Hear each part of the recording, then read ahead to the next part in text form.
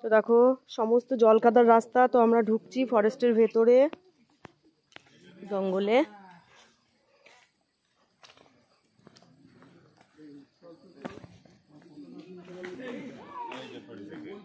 কে পড়লো? কে কে কার গো, কার হলো? হ্যাঁ, এই তো প্রচন্ড স্লিপার রাস্তা।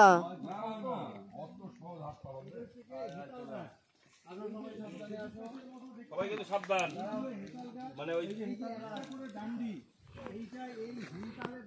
ভিডিওটা একটু ধরে নেবে, ধরে ধরে নিয়ে যান তাহলে একটু।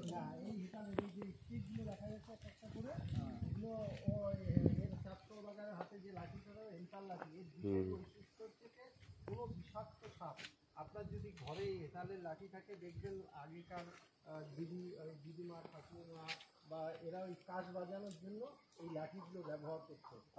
হ্যাঁ, কাঁচা বাজানোর জন্য এই লাঠিগুলো ব্যবহার করতো। কোনোদিন আপনার হবে না, নষ্ট হবে না, পচে না, একদম তো মতো দেখতে।